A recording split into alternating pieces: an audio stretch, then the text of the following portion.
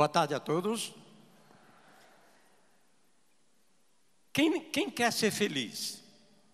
Levanta a mão. Quem quer ir para o inferno? Quem quer ir para o céu? Levanta a mão. Agora. Pois é. Essa é a dificuldade que todos nós temos de encarar a felicidade. Nós não sabemos o que seja ela, embora desejemos ser feliz, mas a gente tem grande dificuldade.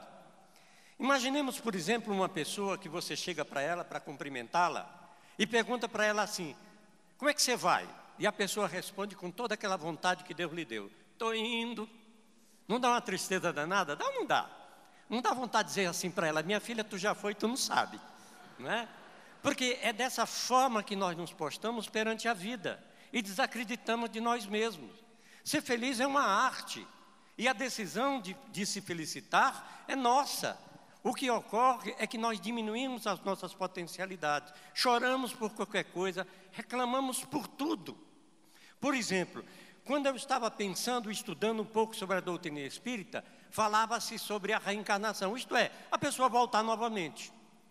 E eu pensava comigo, o que seria isso, né? Como é que é isso? E comecei a estudar sob a minha ótica o que seria a reencarnação. Antes, o que eu cria era na unicidade de existência, ou seja, só um corpo. Era só essa vida, pronto, e acabou. Não tinha antes nem depois. Era essa a concepção. E aí eu fiquei pensando, sob o meu ponto de vista, como seria isso? E eu pensei, meu Deus, eu estou analisando para mim, uma vida só, uma só, e nascer pobre, benza a Deus. Deus é injusto. Deus é injusto. Para mim seria injusto, mas dizem que Ele é justo. E aí eu fiquei pensando, mas pode ser que num dia da distribuição da grana, Deus distribuiu, eu cheguei atrasado. Então vamos considerar isso, que eu tenha chegado atrasado. Mas voltei a raciocinar, pensando assim, puxa vida, uma vida só, só uma, e com essa estampa, benza a Deus. Se era só uma só, vinha Brad Pitt e arrasava logo, não é não? E agora que a Angelina está solta, então, era maravilha, não é não? Então, ser feliz é você conquistar a você mesma, ou você mesmo. É olhar para você e sentir a certeza daquilo que você pretende buscar, que é o seu sorriso. Sorria mais, a gente não sorri. Às vezes a gente coloca a felicidade nas coisas materiais. E pensa assim às vezes, puxa vida, se eu comprar um carro, 0 bala, eu serei feliz. E aí você pode até comprar uma BMW 0, mas você pode estar depressiva dentro dela. Pode ou não pode? Está certo que é mais chique do que no Fusquinha, mas dói do mesmo jeito. Percebe? Então, quando você coloca isso, essa forma de felicidade nas coisas externas, esquece que a felicidade está dentro de você. Que a felicidade está nos olhos dos seus filhos, está nos olhos da sua esposa, que você pode sentir aquela felicidade que às vezes não está externada em você, mas basta que você olhe. Dizer para o seu marido, para a sua esposa, eu amo você. É difícil a gente dizer, não é? Eu amo você. Antigamente, os mais novos, talvez não tenham passado por essa experiência, talvez não tinham tido essa experiência. Mas antigamente era muito comum o homem abrir a porta do carro para a mulher, não era? E era uma coisa glamurosa. Quando ele abria a porta para ela, ela vinha que desfilava, não era assim? Ela desfilava, chegava na porta do carro, ela olhava para o lado e olhava para o outro para ver se estava todo mundo vendo. Porque era uma cena realmente cinematográfica. Hoje, não tem mais. Se você vir alguém abrir a porta para ela, você mata a charada na hora. O carro é novo, está com medo que ela bata a porta, não é? Então, a perda dessa situação glamourosa de amor, de carinho, de felicidade, é que faz com que a gente desencontre de si mesmo. Temos muitas preocupações com as coisas, sabe? A gente se preocupa muito com o amanhã, sem cuidar do de hoje. Por exemplo, nós nos pretendemos, às vezes, ter uma felicidade quando desencarnamos ou quando morremos. E não nos preocupamos de trabalhar tudo isso. Tem uma historinha que enfoca bem isso. Uma senhora, ela milionária, muito rica, tinha tudo aqui. E aí, de repente, ela desencarnou. Chegando na espiritualidade, os espíritos só chegaram a ela para levá-la à residência dela no mundo espiritual. De repente, passam por uma mansão extraordinária. Ela olha assim de soslaio, assim, de repente, e nota que um ex-funcionário dela está na casa, naquela mansão. Então ela pergunta para o espírito que estava com ela: é fulano? Ele disse: é. Mora aí? Trabalha aí? E o espírito responde: não, mora aí. A casa é dele? É. Então ela pensou consigo própria: ora, aquele ali não tinha nem onde cair morto, e tem uma mansão dessa, eu não quero nem ver a minha. E assim aconteceram por mais 2 mansões que eles passaram. De repente, chegaram diante de um casebre, e aí o espírito disse: seja a sua residência. E ela disse: algo está errado, eu tinha tudo na terra, e agora vem aqui, aqueles não tinham nada. E o espírito responde para ela: se existe algo errado, eu não sei, porque aqui eu sou apenas o construtor. Vocês mandam o material da terra e eu construo a residência para vocês. Então veja, se a gente quer ser feliz, se a gente almeja a felicidade na espiritualidade, é preciso que a gente goze da felicidade aqui. Não entregue a sua felicidade ao outro. Seja feliz você mesmo, para que você faça o outro se inserir nela. Eu, por exemplo, não entrego a minha felicidade à minha mulher nem morto. Porque se ela desejar ser infeliz, eu estou perdido, não estou não? Então veja, não se preocupar com o dia de amanhã. A gente se preocupa às vezes com as coisas desmesuradamente. Tem uma história boa de um turco que era assim. O turco devia um dinheiro e não dormia de noite, com aquela dívida na cabeça dele. E a mulher dizia: vá dormir, você vai morrer, você vai adoecer se você não dormir. Quando é um belo dia, ele então toma uma decisão, acorda cedo, toma aquela decisão, vai até o credor dele e diz para ele: olha, é o seguinte, eu devo, mas vou pagar quando puder. Voltou para casa e dormiu a noite inteira. O outro é que não dormiu, mas ele dormiu. Então, percebe como as nossas ansiedades nos levam a uma inquietude que faz com que a gente crie um obstáculo de ver a felicidade. Ser feliz é ser você, naturalmente como você é. Não precisa ser diferente, mas ser verdadeiramente como você é. Amar você. E o primeiro do Evangelho diz assim: a lei, amar ao próximo como a si mesmo. Referencial de amar o próximo qual é? Amar a você mesmo. Se você não amar a você mesmo, você não pode amar a ninguém. Você pode fazer propaganda enganosa, mas amar não. E amar é isso, é ser você, é olhar a vida com os olhos da alma.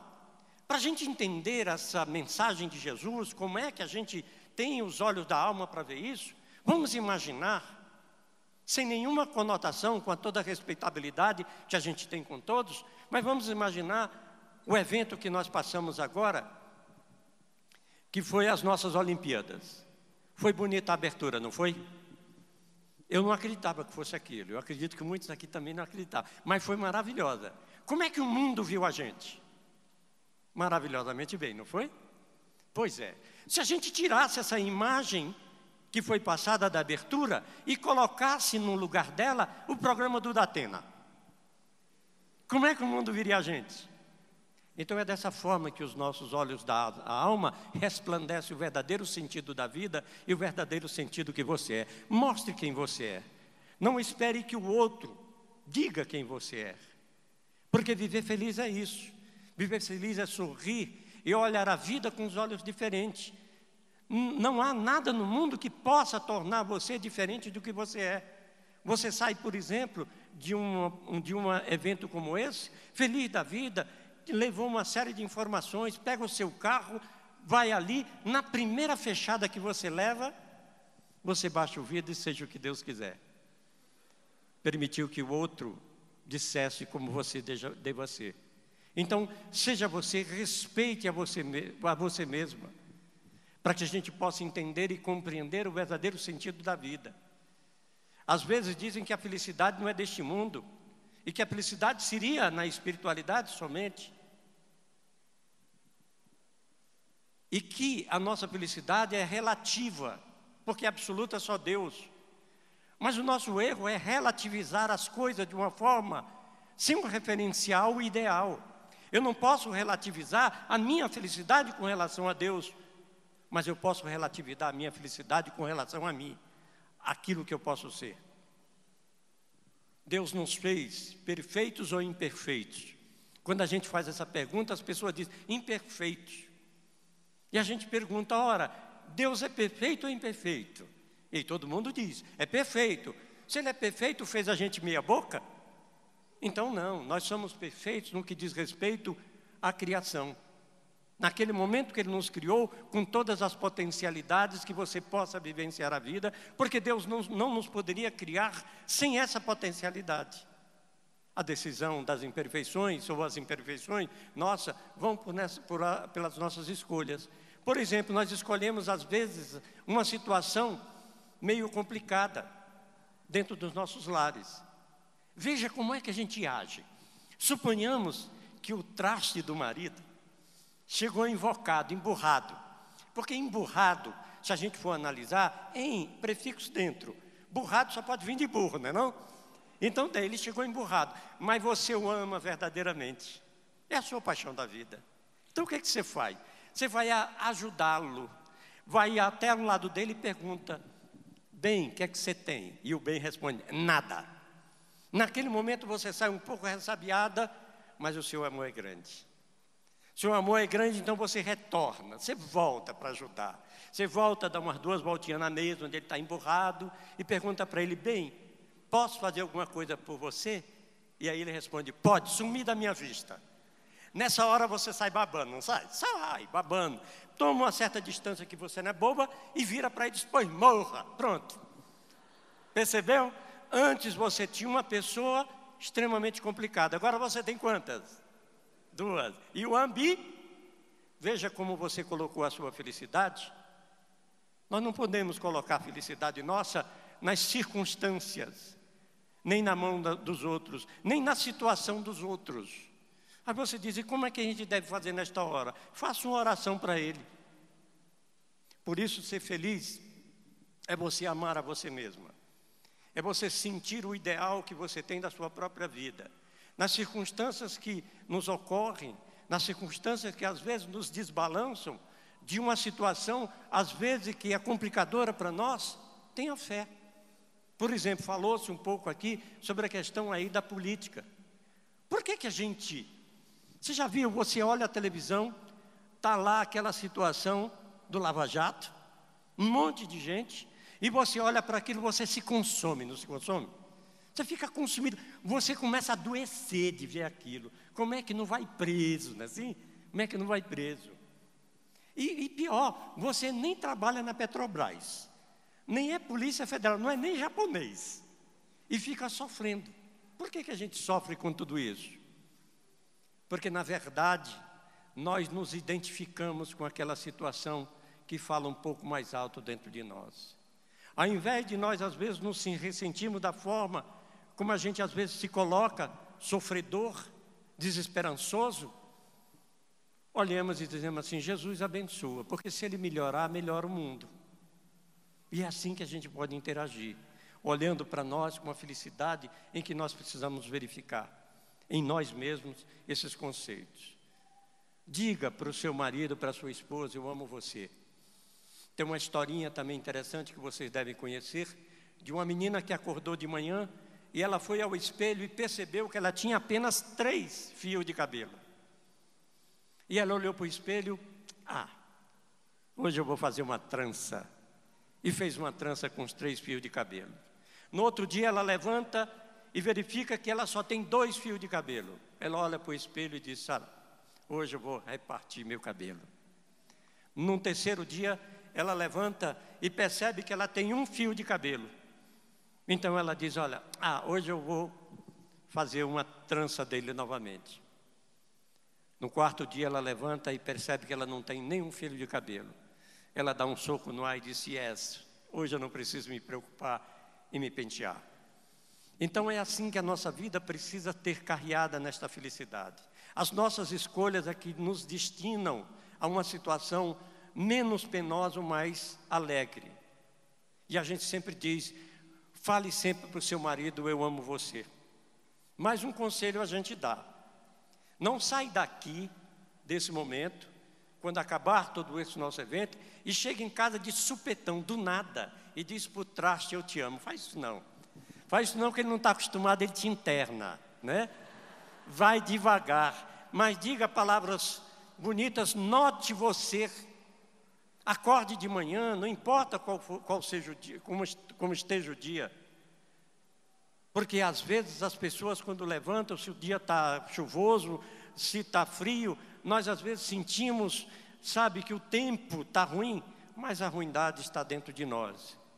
Observe bem que o amor é o princípio de tudo, e Pedro, o apóstolo, já dizia que o amor cobre a multidão de pecados. Na dúvida, quando você estiver diante de alguma situação que se apresente, não se inquiete, simplesmente feche os olhos e pense em você. E diga, na crença que você tiver, não seja qual for, me ajude. Naquele momento você interage com você. E você percebe que você tem os valores que você realmente tem. Você é a pessoa mais importante do mundo.